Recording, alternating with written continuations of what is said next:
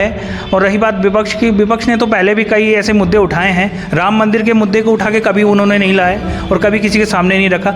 आज हमें निमंत्रण की आवश्यकता नहीं है, हम हिंदू हैं। हमें अगर निमंत्रण नहीं भी आता है तो अब ये हमारा सौभाग्य और हम जाएंगे, क्यों नहीं जाएंगे। और निमंत्रण वाली बात कहाँ से उठा रही है विपक्ष? निमंत्रण अगर नहीं दिया, क्या उनके राम नहीं है? ये उसका सही उपयोग होना भी ज़रूरी है। और विद्यालय, गुरुकुल या आप कहें अस्पताल, इससे बढ़िया और कुछ नहीं हो सकता किसी के द्वारा दिए गए दान से। प्रभु सभी की मनोकामनाएं पूर्ण करे, मैं यही आशा करता हूँ। मैं आपसे पूछना चाहूँगा शिवम कि मटेरियल एजुकेशन सबको मिलता है। आप देख सकते हैं आज की डेट में हर स्कूलों में मटेरियल एजुकेशन दिया जाता है, लेकिन मटेरियल एजुकेशन आपके जो दिमाग का जो स्ट्रेस है उसको कम नहीं कर सकता। अगर मटेरियल एजुकेशन की जगह अगर स्पिरिचुअल एजुकेशन दिया जाए, आप देख सकते हैं इस्कॉन जो कि इंडिया का बहुत बड़ा संस्थान है, वो भी अपना रामलला हम आएंगे, मंदिर वहीं बनाएंगे, जो राम को लाए हैं हम उनको लाएंगे। ये नारा और ये गीत और ये संगीत फ़िलहाल भारतवर्ष में साकार होने जा रहा है, क्योंकि 22 जनवरी 2024 को अयोध्या में श्री राम जन्मभूमि तीर्थ क्षेत्र के माध्यम से श्री रामलला की प्राण प्रतिष्ठा को स्थापित की जाएगी। और दोस्तों, आज की जो ये महफिल है, ये जो पैनल है, राम मंदिर पर चर्चा करने के लिए पैनल है, स्वागत करते हैं आप सभी का मेरे YouTube channel team social talk पर। मैं सुबीर दास।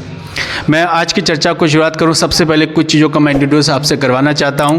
आज की जो पैनल है, ये जो चर्चा है, ये बंसीवाला रेस्टोरेंट पे है और रुद्रपुर का सबसे फेमस रेस्टोरेंट में से एक है।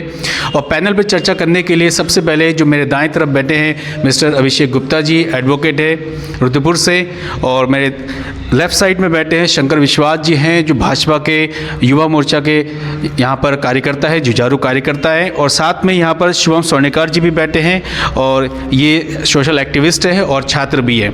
तो चर्चा आज के यहाँ पर शुरू करते हैं। सबसे पहले जो यहाँ पे प्रश्न होगा, प्रश्न सभी से हम करेंगे और सबसे पहले चीज़ें यहाँ डिस्कशन करेंगे। कोई यहाँ पे आर्गूमेंट वाली बात नहीं है और ना ही हम कोई भी यहाँ पे कंट्रोवर्सी को क्रिएट करने की कोशिश करेंगे। We are just discussing about the Ram Mandir. तो पहला जो प्रश्न है मेरा अभिषेक जी से है, राम मंदिर को लेकर सबकी प्रतिक्रिया क्या होनी चाहिए? देखिए, राम मंदिर हिंदुत्व का है और ये पूरा विश्व जानता है, हमारा इतिहास है। भारत एक हिंदुत्व देश है और राम मंदिर हमारे इनका निर्माण होना हमारे लिए एक दीपावली से कम नहीं है। और अब तो हर घर में दिए जलेंगे और इतनी खुशी का माहौल है पूरे भारत में। और ये हमारे लिए बहुत गर्व की बात है कि हमारे सामने राम मंदिर का निर्माण हो रहा है और हम उसमें चश्मदीद है। ये हमारे लिए बहुत सौभाग्य की बात है। मतलब ये जो पीढ़ी है, ये पीढ़ी अपने आप को बड़े जो है सौभाग्य वाली समझ सकते हैं, क्योंकि इनके आंखों के सामने राम मंदिर बना जाएगा। मैं शंकर विश्वास जी से पूछना चाहता हूँ, अगर राम मंदिर बन जाता है तो क्या राम मंदिर से सभी के जीवन में खुशहाली आएगी? क्या लोग राम राज्य को फॉलो करेंगे?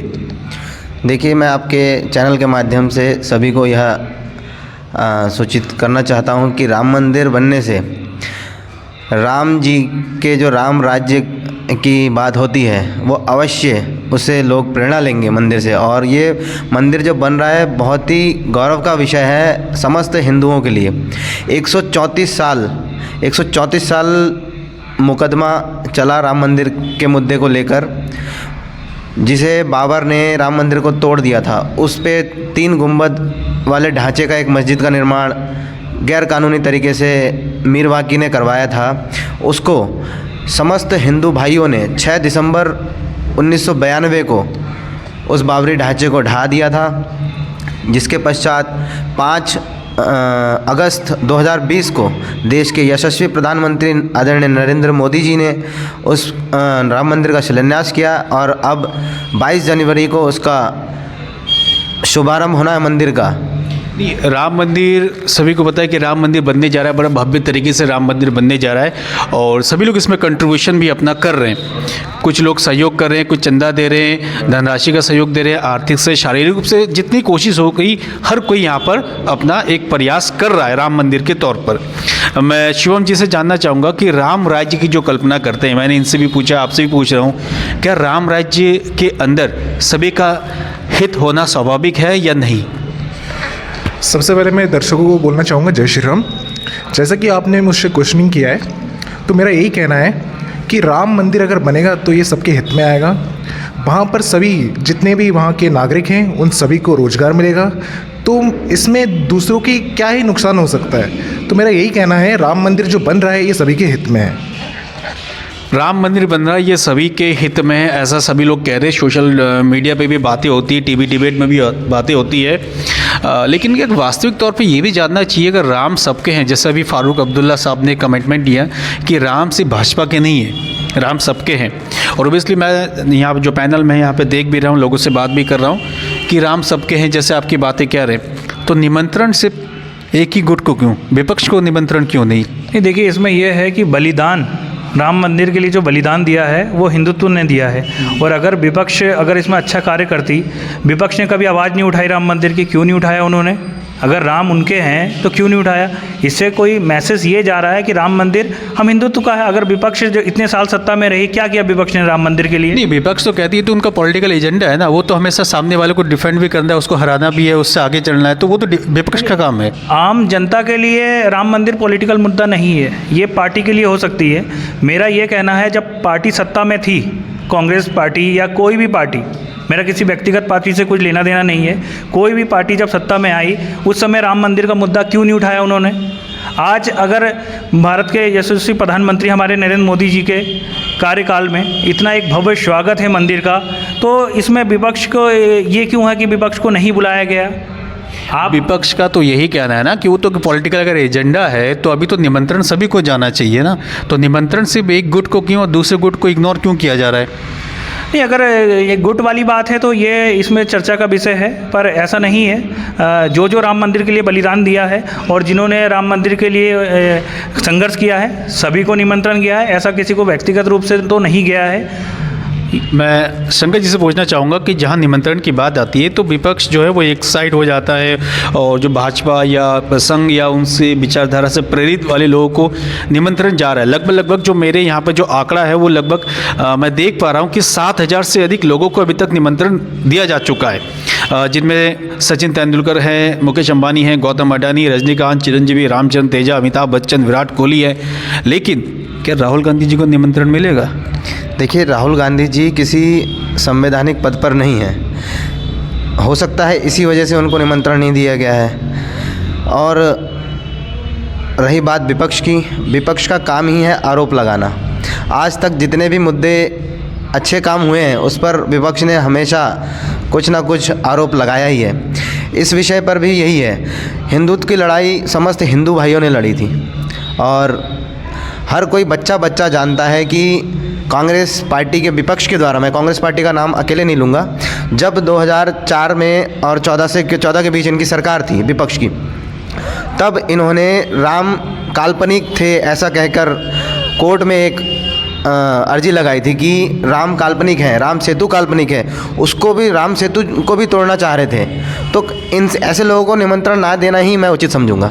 नहीं, देखिए, निमंत्रण देना ना देना आपने कहा कि पक्ष और विपक्ष का खेल है और राजनीतिक पार्टियों का एक एजेंडा है, लेकिन अब तो मंदिर बनेगा, भव्य बनेगा, सभी लोग आएंगे, देश दुनिया से लोग आएंगे, तो अब तो शायद उन चीज़ों गीले शिकवों को छोड़ के सभी को सबका साथ सबका विकास वाला एजेंडा काम आना चाहिए ना। जी बिल्कुल, आपकी बात ठीक है, लेकिन आपको एक चीज़ और बताना चाहूँगा मैं, कोई भी नेता हो या कोई आम आदमी हो, राम मंदिर जाने के लिए स्वतंत्र है, लेकिन कांग्रेस पार्टी ने ऑफिशियली अपने पेज पे, और जो उनके राष्ट्रीय अध्यक्ष हैं खड़गे जी ने कल ही ये कहा है कि अभी राम मंदिर कोई भी जा सकता है। इतने दिन क्यों नहीं कहा? क्योंकि सोनिया गांधी जी जब तक राम मंदिर का दर्शन नहीं करती है तो उनके नीचे कोई दर्शन करने नहीं जाएगा, उनका कहना ये था। अच्छा, आपका कहना है कि कांग्रेस पार्टी भले ही वहाँ पर अध्यक्ष इन्होंने अनाउंस कर दिया है, लेकिन जो सत्ता की चाबी है कांग्रेस के अंदर वो अभी फिलहाल सोनिया जी के पास। अच्छा, सोनिया जी के पास है, ठीक है। मेरे साथ जो हमारे जो यहाँ पर यूथ है और जो सोशल एक्टिविस्ट है, स्टूडेंट्स है, मैं इनसे जानना चाहूँगा कि राम मंदिर निर्माण के साथ ये जो भव्य मंदिर बनेगा, 22 जनवरी को प्राण प्रतिष्ठा स्थापित की जाएगी, उसके बाद क्या इकोनॉमिकली और टूरिज्म में क्या इसका कोई बड़ा इफेक्ट पड़ेगा? जी, मेरा एक कहना ये है कि अगर राम मंदिर बनता है तो वहाँ पे इकोनॉमिक बहुत ज़्यादा डेवलप होगी, क्योंकि आप देख सकते हैं अगर टूरिस्ट यहाँ से जाएंगे वहाँ पे तो पर्यटक स्थल तो है ही वो, तो इसका मतलब ये हुआ कि वहाँ के जितने भी गेस्ट हाउस होंगे उनकी इनकम बढ़ जाएगी और बहुत सारे धर्मशाला भी खुलेंगी। तो मेरा तो यही कहना है कि अगर राम मंदिर बनता है तो वहाँ पे इकोनॉमिक डेवलप होगी, और क्यों नहीं होनी चाहिए। राम मंदिर सबका है। बस मैं अपनी बातों को यहीं पे समाप्त करना चाहूँगा। राम मंदिर सबका है, इकोनॉमिकल डेवलपमेंट होना चाहिए, स्वास्थ्य में भी डेवलप होना चाहिए। इन चीज़ों पे मुझे आपको लगता होगा शायद और ज़्यादा हमें काम करना चाहिए, क्योंकि अभी मोदी जी वहाँ गए थे और वंदे भारत के साथ अमृत और भी जो ट्रेन है उनको भी योजनाओं को जो है हरी झंडी दिखाई, एयरपोर्ट को उन्होंने इनॉग्रेशन किया। लेकिन वहाँ बहुत बड़ा हॉस्पिटल भी ज़रूरत है, क्योंकि इतनी बड़ी जो मंदिर है, लोग आएंगे कहाँ से आएंगे, दूर दूर से आएंगे, मेडिकल फैसिलिटी वहाँ पे स्ट्रांग होनी चाहिए। जी देखिए, मेडिकल की जो बात है, आज के डेट में हर ज़िले में एक ज़िला चिकित्सालय है, ये पूरे भारत में है। और रही बात मेडिकल की या मेडिकल बड़े हॉस्पिटल की, वो हर जगह है। पर जो राम मंदिर का जो निर्माण हो रहा है वो हमारे लिए एक बहुत बड़ा सौभाग्य की बात है। और यही एक कारण है कि हिंदू आज सामने आ रहा है। और रही बात विपक्ष की, विपक्ष ने तो पहले भी कई ऐसे मुद्दे उठाए हैं, राम मंदिर के मुद्दे को उठा के कभी उन्होंने नहीं लाए और कभी किसी के सामने नहीं रखा। आज हमें निमंत्रण की आवश्यकता नहीं है, हम हिंदू हैं, हमें अगर निमंत्रण नहीं भी आता है तो अब ये हमारा सौभाग्य और हम जाएंगे, क्यों नहीं जाएंगे। और निमंत्रण वाली बात कहाँ से उठा रही है विपक्ष? निमंत्रण अगर नहीं दिया, क्या उनके राम नहीं है? वो तो कह रहे कि उनके नहीं है, क्योंकि आप जिस ऐसे जो बीजेपी या बाकी जो पॉलिटिकल एजेंडा चल रहा है उनके हिसाब से तो लग रहा है कि भारतवर्ष में ये इस चीज़ पे बड़ी पॉलिटिक्स खेली जा रही है। 2024 आम चुनाव में इसका एडवांटेज लेने की कोशिश हो रही है। देखिए, मुझे भी कोई निमंत्रण नहीं आया, मेरे प्रभु श्री राम हैं, मुझे निमंत्रण आए चाहे नहीं आए वो हमारे हृदय में बसते हैं और हम उन्हें अपना भगवान मानते हैं और हमारे आदर्श भी है और हमेशा रहेंगे। तो हमें कोई निमंत्रण की आवश्यकता नहीं है। ये तो पक्ष विपक्ष का काम ही है आरोप लगाना, प्रत्यारोप लगाना। उन्हें तो एक मुद्दा चाहिए। पर राम मंदिर की अगर कोई बात करे तो पूरा हिंदुत्व साथ है, हम भी साथ हैं, हमें निमंत्रण की आवश्यकता नहीं है, वो हमारे हैं। चलिए, राम जो है भगवान राम सभी के हैं, बिना निमंत्रण के भी जाने चाहिए, क्योंकि भगवान के दर पे तो बिना निमंत्रण के भी जाने चाहिए। शंकर जी, आपसे एक और सवाल मैं यहाँ पूछना चाहूँगा। क्या इस राम मंदिर बनने के बाद आने वाले आम चुनाव 2024 में बहुत बड़ा चुनाव होने वाला देश में, और कांग्रेस अपने अलायंस इंडिया गठबंधन को ही मजबूत कर रही है, उधर से भाजपा की जो एनडीए की जो गठबंधन है ये भी स्ट्रांग हो रहा है। लेकिन जो सबसे बड़ा सवाल ये होता है कि लगातार 20-22 सालों से राम मंदिर का जो मुद्दा होता था मैनिफेस्टो में, अब वो रहेगा या नहीं रहेगा? जी, इस चुनाव में बिल्कुल रहेगा, क्योंकि आपके इस शो का जो पहला थीम था, जो राम को लाए हैं हम उनको लाएंगे। हम का मतलब समस्त हिंदू समाज, समस्त हिंदू भाई इस बार भाजपा को और आदरणीय नरेंद्र मोदी जी को बढ़ चढ़कर अपना तन मन धन से हर जगह से सहयोग करेगा। यानी राम मंदिर का जो मुद्दा है वो अभी भी ख़त्म नहीं होगा। इस चुनाव में दिख सकता है कि राम मंदिर कितने भव्य तरीके से बन रहा है।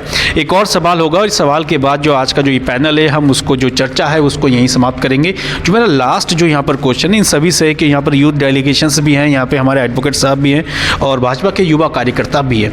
मैं आपसे पूछना चाहूँगा अभिषेक जी, क्या राम मंदिर बनने के बाद अब जो भी वहाँ पर जो भी दान दक्षिणा दी जाएगी वहाँ के लोगों के लिए, भारतवर्ष की उन्नति के लिए बहुत बड़ा गुरुकुल या बहुत बड़ा एक चैरिटेबल ट्रस्ट का जो हॉस्पिटल होता है वो बनना चाहिए नहीं बनना चाहिए? ये बिल्कुल अच्छी बात है। अगर राम मंदिर बन रहा है तो उसी के साथ एक अच्छा, आप बता रहे हो चैरिटेबल ट्रस्ट, जितने दान आएंगे या जितने चंदा आएंगे राम मंदिर के लिए वो एक भारत के निर्माण के लिए लगना चाहिए, चाहे वो इकोनॉमी क्षेत्र में हो या स्वास्थ्य के क्षेत्र, किसी भी क्षेत्र में हो।